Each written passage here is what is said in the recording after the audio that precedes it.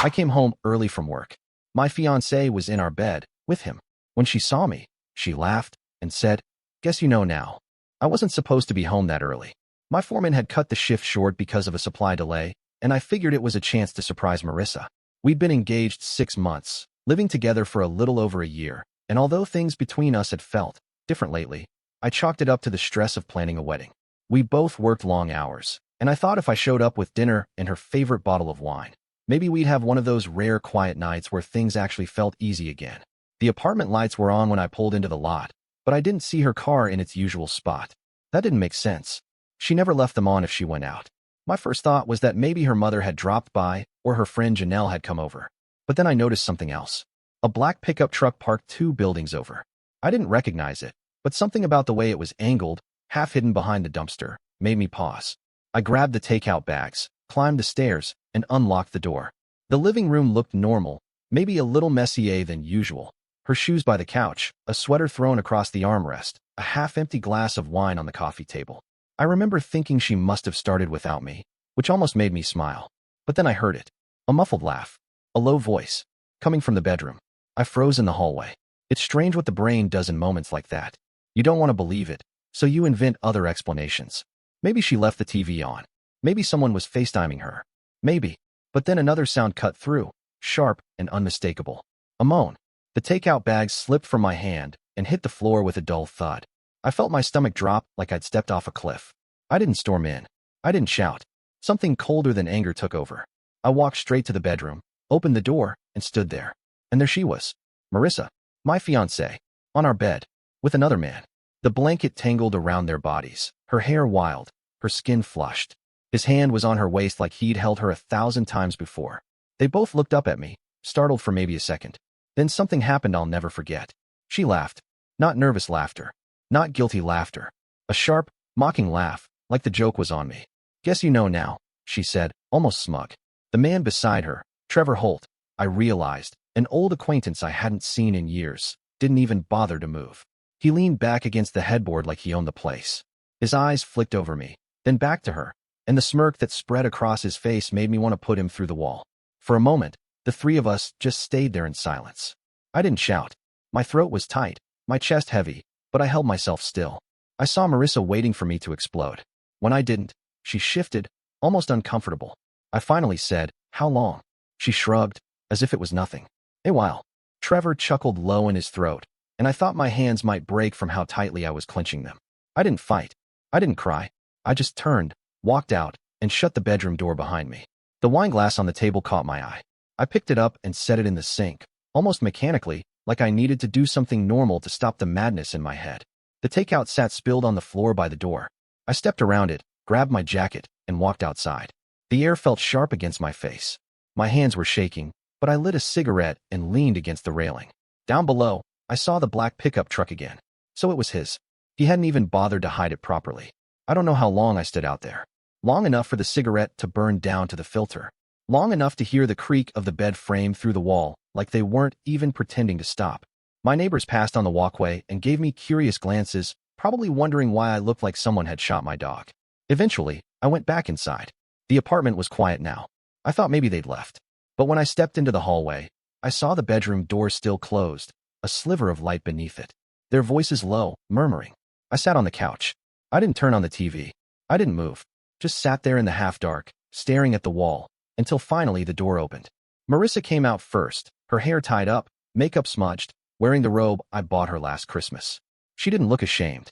She looked annoyed, like I was the problem here.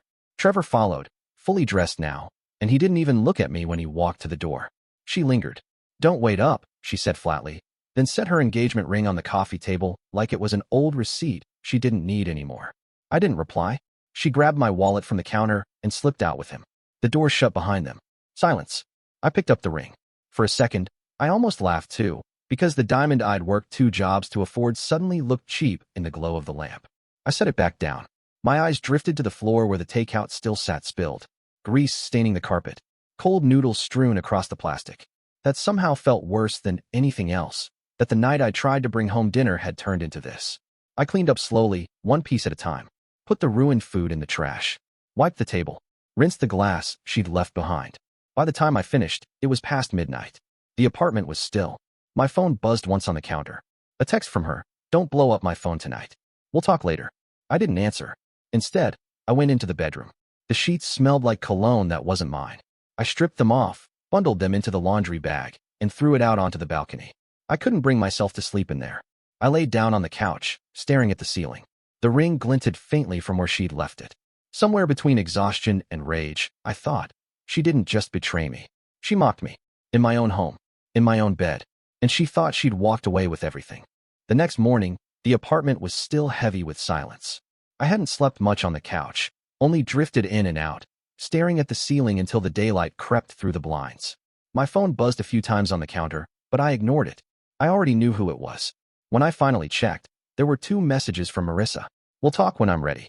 Don't make this dramatic. It's not a big deal. Not a big deal. She had destroyed our engagement, trashed our relationship, and laughed in my face. But to her it was something as ordinary as changing shoes. I went about my day in a daze, but the apartment felt poisoned. Every corner reminded me of her. The robe on the chair, the makeup on the bathroom counter, the photos on the fridge. She had left most of her things behind, like she expected she'd float back in when it suited her. By evening, I couldn't take it anymore. I bagged up her clothes, jewelry, hair products, everything, and stacked them by the door. But when I tried to toss out the framed pictures of us smiling at barbecues, birthdays, weddings, something stopped me. I left them face down on the table instead. That night, the phone rang again. Her number. Against my better judgment, I answered. She didn't sound guilty. She sounded irritated. Why are you acting like this? She asked. We're adults. Things change. You don't have to make it ugly. I stayed quiet for a long time before asking. Why him? She sighed. Because he makes me feel alive. And because I can. I nearly crushed the phone in my hand. She ended the call by saying, I'll pick up my things soon. Don't make a scene. But the scene had already started, just not in the way she expected. It didn't take long for word to spread. We lived in a mid-sized town where gossip traveled faster than fire. By the weekend, people were whispering. Neighbors looked at me differently in the hallway. At the diner, the waitress gave me that pitying look I hated.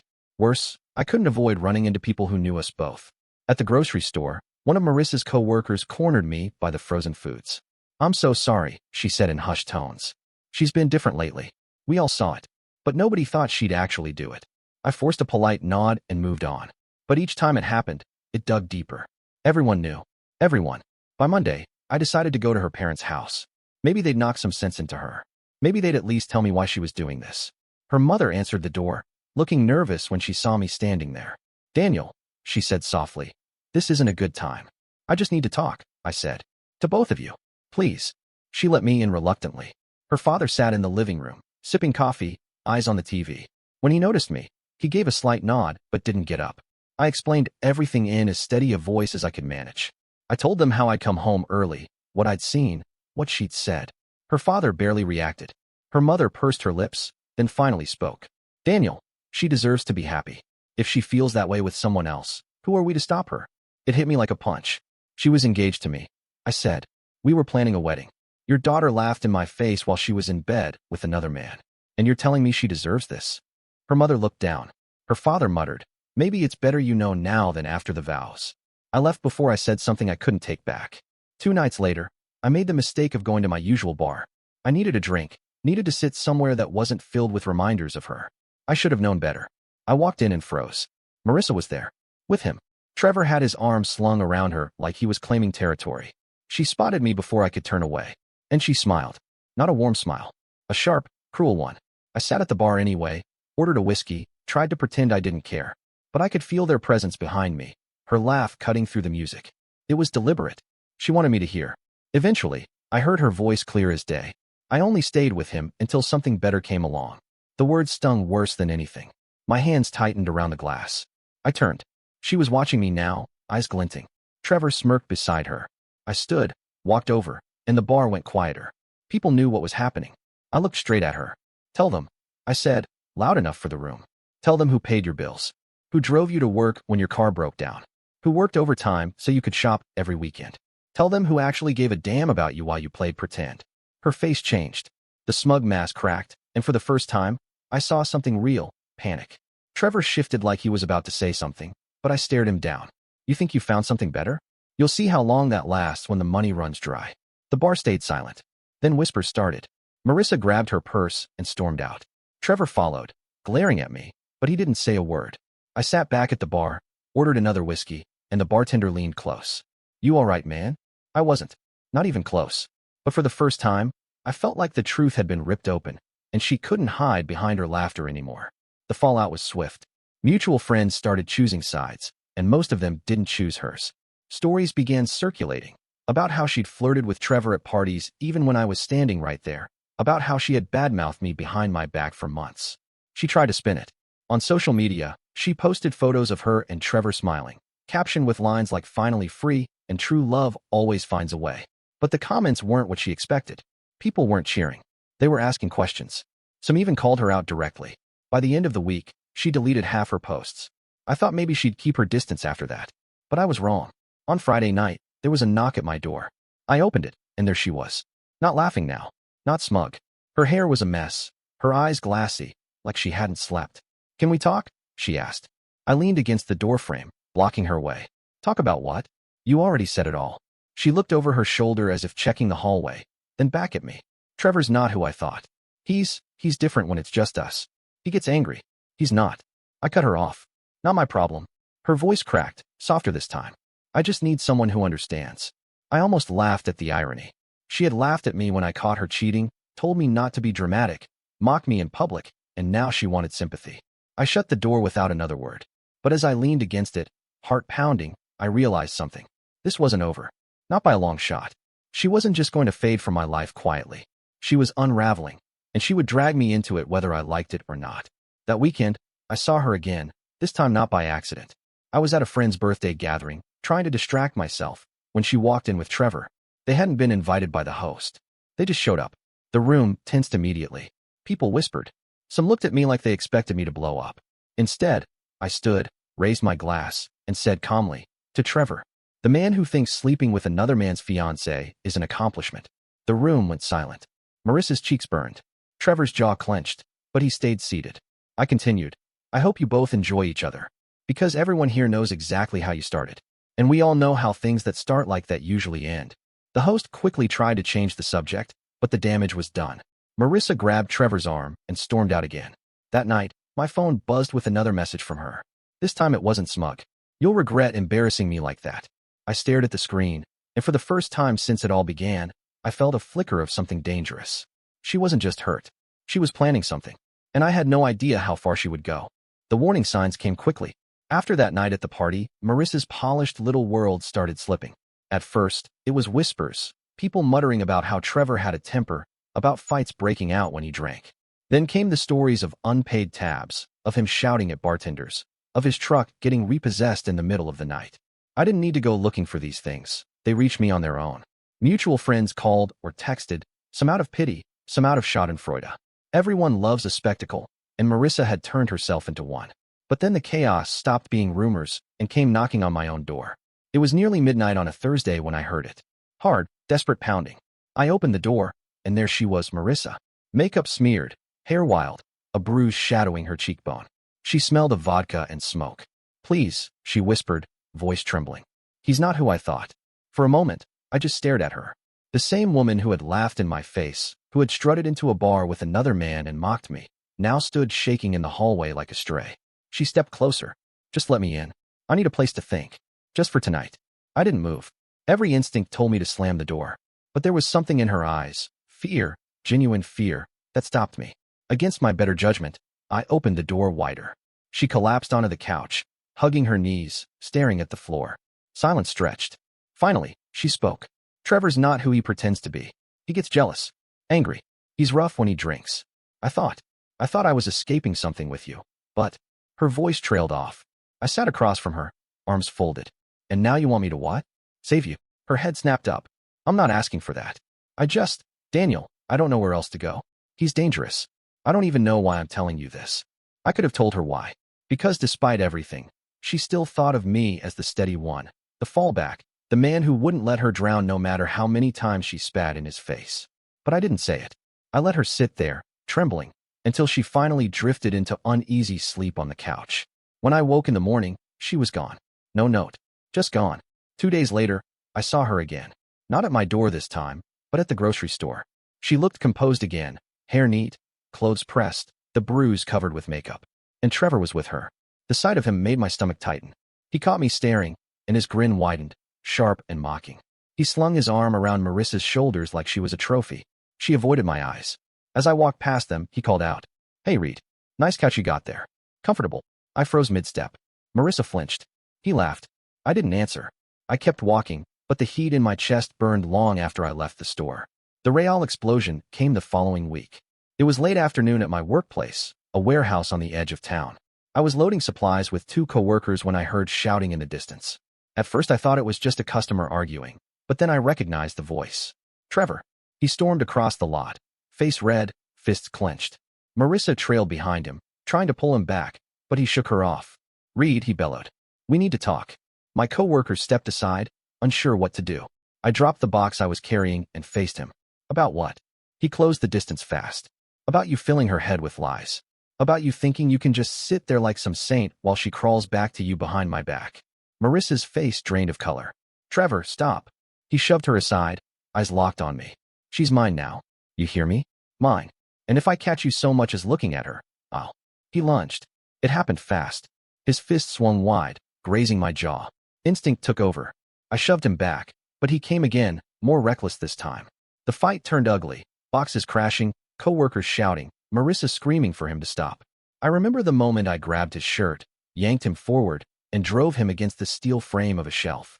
He hit hard, slumping for a second. But then he roared and came at me again. The final blow wasn't planned.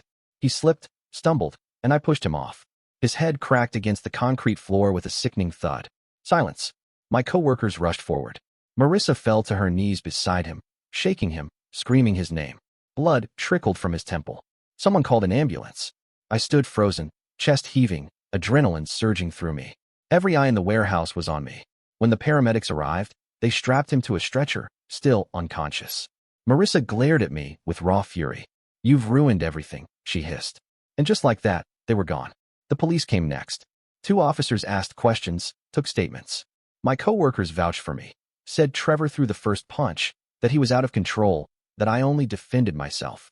The officers nodded, scribbled notes, and told me not to leave town until they sorted it out. For the next 2 days, I lived in a haze, waiting, wondering if I'd be arrested, wondering if Trevor would wake up and twist the story against me. Marissa didn't call, but she didn't need to. I could feel her anger like a storm brewing just beyond the horizon. Finally, the call came. The police cleared me. Witnesses backed me up, and Trevor's record, bar fights, DUIs, public disturbances, spoke for itself.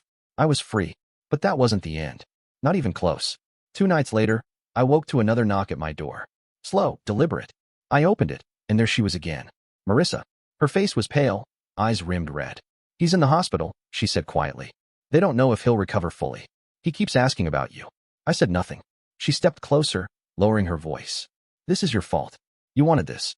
You couldn't just let us be. You had to keep pushing, keep humiliating me, keep." I cut her off. "You brought him into our bed. You laughed in my face. You paraded him around like a prize. And now you're standing here blaming me." Tears welled in her eyes, but her jaw tightened. "You'll regret it. I swear you will." And then she turned and walked away, her footsteps echoing down the hall. For the first time since it all began, I realized something chilling. She wasn't just reckless. She wasn't just selfish. She was dangerous.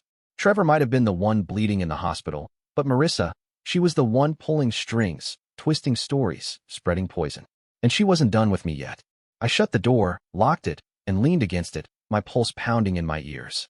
The war hadn't ended in that warehouse. It had just entered a new phase. And I had no idea how far she was willing to go. The days after the fight were strangely quiet. People in town looked at me differently now, some with sympathy, others with a wary kind of respect, like they hadn't expected me to stand my ground the way I had. For the first time, I wasn't the one being whispered about in pity. It was her. Marissa's world unraveled quickly after Trevor's hospitalization. She had built her whole image around the idea that she had traded up, that she had found someone stronger, more exciting, more capable than me. But now her upgrade was laid out in a hospital bed, unable to work, living off painkillers and excuses. Bills started piling up. I knew because word always found its way back to me. The apartment they had rented together was too much for her on her own, and she bounced between friends' couches when Trevor's medical costs swallowed what little they had. The glamorous photos she had once posted online disappeared. Her page went silent except for vague, bitter lines about fake people and betrayals. But the truth was, she was out of options. One evening, nearly 3 weeks after the warehouse fight, I came home to find her sitting on the steps outside my building. She looked smaller somehow, as if the air had gone out of her. No makeup, no bravado, just hollow eyes and trembling hands. I considered walking past her, but something stopped me. Maybe curiosity, maybe the part of me that still wanted to hear her admit the truth. She stood when she saw me. "Daniel," she said softly, "I need to talk." I unlocked the door and held it open, but I didn't invite her in. If she wanted to talk, she could do it right there. She hesitated, then blurted, "I made a mistake." I raised an eyebrow. She rushed on, words spilling like she'd rehearsed them. "Trevor isn't who I thought. He doesn't take care of me. He doesn't even care about me. I thought I was choosing freedom, excitement. But it's not that. It's just chaos. And I can't do it anymore." I leaned against the doorframe. "And now you come back here? After everything?" Her voice cracked. "Because you're the only one who ever really loved me." I almost laughed. The memory of her smirk in my bedroom, her voice saying, "Guess you know now," burned fresh in my mind. "Loved you," I corrected. She flinched. "We can fix it. Please. I'll change. I'll do better. I just need another chance." For a long moment, I studied her. This was the same woman who had mocked me in public, who had taken my money, who had dragged another man into our bed and laughed.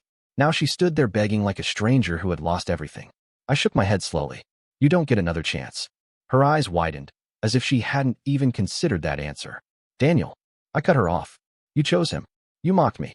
You humiliated me. And now you think you can crawl back because it fell apart? No. You made your choice. Live with it." Tears spilled down her cheeks. She reached out, but I stepped back. "Go," I said. Her face hardened then, fury flashing through the tears. "You'll regret this. You think you're better than me? You're nothing without me." I shut the door before she could finish. The fallout came fast. Trevor eventually got out of the hospital, but he was worse for wear. He lost his job, his reputation, and eventually his freedom. One night, the police picked him up after another fight in a bar. This time, he had a weapon. He was charged and sentenced, leaving Marissa on her own. She spiraled hard. I heard she tried staying with her parents for a while, but even they couldn't handle her bitterness. Her mother, who had once defended her with that line about deserving to be happy, finally admitted she didn't know what to do with her anymore. By the end of the month, Marissa was working at a strip mall boutique, barely scraping by. People whispered when they saw her. The woman who once flaunted her superiority now avoided eye contact in public. And me? I rebuilt. Slowly, quietly. I moved into a different place, one without memories soaked into the walls. I worked overtime, not to give her nice things, but to give myself a fresh start. I bought new furniture, new clothes, even got a dog, something she had always said we couldn't afford. For the first time in years, the silence in my home felt like peace instead of punishment. But Marissa wasn't done haunting me. One afternoon, I was walking downtown when I spotted her through a cafe window. She was behind the counter, wearing a faded apron, her smile forced as she handed a coffee to a customer. Our eyes met across the glass. She froze. For a second, I saw something flicker. Hope, maybe desperation. She half-stepped toward the door, as if she might chase me down. But I didn't stop. I walked on, letting the crowd swallow me. For the first time, I realized I didn't feel anger anymore. Just distance. The kind of distance you feel when you think back to a life that doesn't belong to you anymore. She had laughed when I caught her. She had told me it wasn't a big deal. She had tried to tear me down when I refused to crumble. And now, there she was, serving lattes in a cafe, watching me walk away without a word. That was the consequence. Not my revenge. Not some dramatic takedown. Just life, leveling her out in ways I never needed to orchestrate. And the silence between us was louder than anything she had ever said. Weeks later, I got one final reminder of her collapse. An envelope arrived in my mailbox, no return address. Inside was a letter in her handwriting. "Daniel, I don't expect forgiveness, but I want you to know that I never stopped loving you. I just didn't know what that meant until it was too late. You were always steady, always safe. I thought I wanted something else. I was wrong. Please remember me as I was before I ruined everything. If nothing else, I'm sorry." I read it once. Then I folded it, set it on the counter, and left it there for days. Not because I wanted to keep it, but because I wanted to remind myself what choices look like when they come home to roost. Eventually, I tossed it in the trash. And with it, the last piece of her I carried. Life didn't magically turn golden after that, but it became mine again. People stopped asking me about her. Friends stopped bringing up her name. Slowly, the whispers faded, and I became something other than the man whose fiancée had laughed in his face. Sometimes I still catch myself remembering the way she looked at me that night, bold and cruel, as if she'd won. But then I remember the cafe window, the apron, the hollow eyes watching me walk away. That was the ending she earned, and the closure I needed.